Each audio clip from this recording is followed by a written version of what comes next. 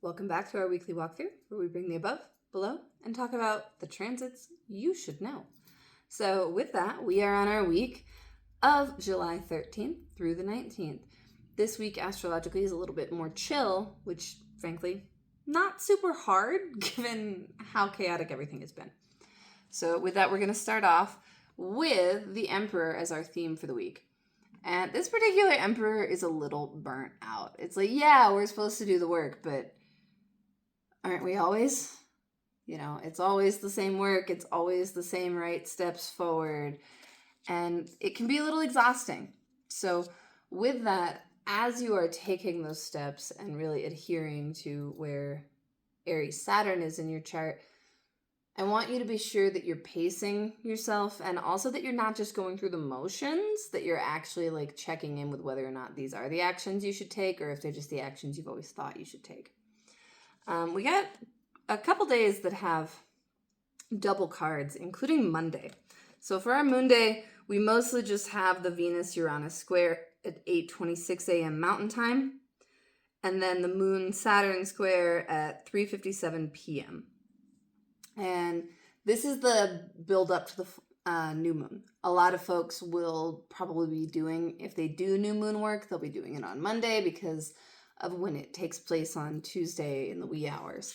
But with that, we incidentally have the moon reversed and the storyteller reversed.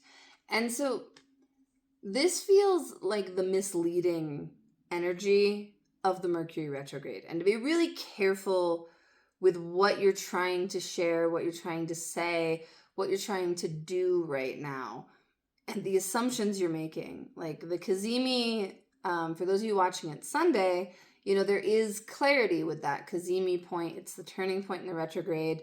And the moon is not only sharing a sign with Mercury retrograde, but ruling it right now.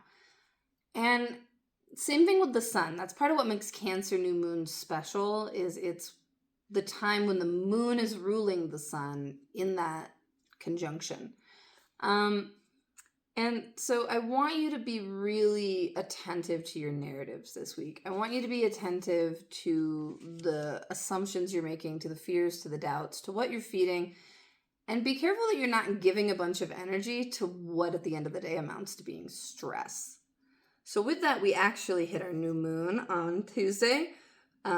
Starting off, for some of you, this transit will still be Monday because it's at 12:26 a.m. Mountain Time. And that's the Moon-Mercury conjunction. And then we get our new moon at 3:43 a.m. And after that, the moon goes void. So it's like we hit the new moon and then we're just sitting in this dark space. We're sitting in the end of things, but before new things have begun. And, there's a lot of debate about new moon versus dark moon. Traditionally, this is more the dark moon. The new moon is that first sliver of light.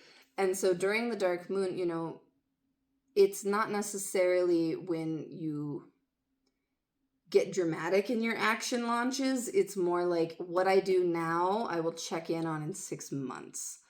And then we'll get our Leo moon in the afternoon at 4:35 p.m. and it'll be a big vibe change. We'll immediately get a square to Saturn. We'll get a conjunction with Jupiter, sextile with Uranus, trine with Neptune, and an opposition to Pluto right before midnight Mountain Time. And so it's we go from this dark, quiet, contemplative, trying to figure things out into immediate mutual reception between the sun and the moon and talking to everybody and lots of drama. So it's slow start to the day, quiet, maybe a little sad. And then we go into high activity for the evening. And with that, we have the fountain. And this is a place of respite. This is a place where you check in, you replenish yourself, you try to get what you need, you let yourself sit in those waters. And honestly, any actual literal water you can enjoy Monday and Tuesday, I would recommend it. Combat the summer heat for those of you in the northern hemisphere, and maybe a warm bath if you're in the southern hemisphere. Regardless, just connect with water, contemplate on what water teaches us. We move to Wednesday and we have our Ten of Wands, which is a very phoenixy version this time that fits our Leo moon, especially because we open right before noon with a sextile to Mars. Then we have Uranus sextile Neptune, and the moon trine Saturn before a longer void, of course, that takes us 25 hours. And those void of courses can feel really adrift. So I want you to be careful about burning yourself out, especially in the second half of Wednesday. Like, let the end of the workday be the end of the workday. Think about what you can actually bring to completion, what you're bullying yourself to finish, because those are different things. We move, not until 6 p.m., 6:07 p.m. on Thursday, do we get the moon in Virgo. And then we get an opposition to the North Node, conjunction with the South Node, and a trine to Chiron. And so this is the Seeker of Wands. Thursday is when we're like, okay, so what do I want? What did I want? What was I actually going for? Where are the passions I'm looking for? The Seeker of Wands is kind of like in between the page and the night. There's a learning quality and a traveling quality, but it's much more about that exploration, taking it in. It's less novice energy and more intermediate. And so when you're looking for those passions, when you're looking for the omens and the signs, that's what we're really feeling into on Thursday. And that first half of the Thursday, the moon is still going to be co-present with Jupiter too. So big educational qualities in that Leo section. And of course, Virgo is just inquisitive by nature.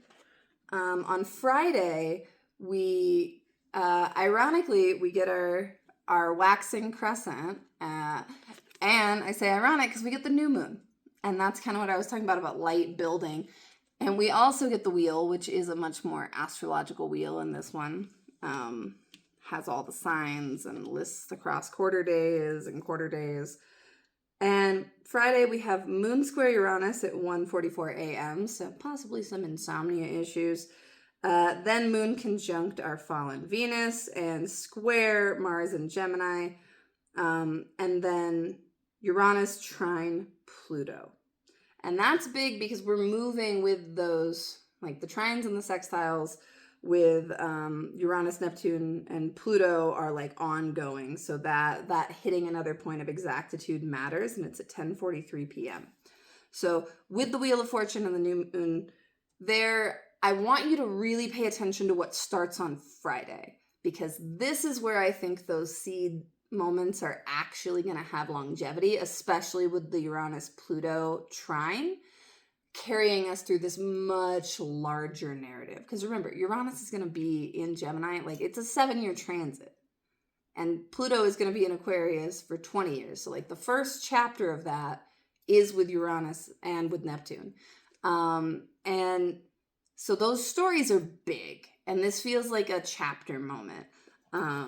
So I want you on Friday to also think about what you've been growing since this transit has started, since Pluto entered Aquarius, since Uranus entered Gemini. And it's also just kind of maybe a little bit more of a Mercury retrograde day because we have all the Gemini and Virgo of it all. Mercury's a little stressed. So just pay attention. Saturday, we get that Virgo moon sextile Cancer Mercury in mutual reception. And then the moon sextile the sun, a shorter void before Libra moon in the evening. And this is the Six of Wands reversed and Quiet Desperation reversed. Don't call them unless you are committing to call them. Don't call them and just sit there waiting. Don't question your communications into the ground and vacillate back and forth. If you know you're going to regret it later or are really afraid of that, don't do it. If it's not actually a big deal, don't put yourself in this purgatory avoiding it. Bring some decisiveness to Saturday. And obviously, if it's super high stakes, yes, reflect on it. But don't spin yourself into that grieving rumination where you're refusing to move on. And will I, won't I, will she, won't she? That's exhausting, especially on Saturn's day. With Saturn in Aries, you're already tired on Saturday. Don't go there. And then Sunday, we get that Libra moon is going to sextile Jupiter, oppose Neptune, trine Pluto, trine Uranus, and then Mars will sextile Saturn at 12:10 p.m. Mountain Time. And this is Two of Cups. Sunday feels very partnery. It feels very like, what are we making? How are we collaborating?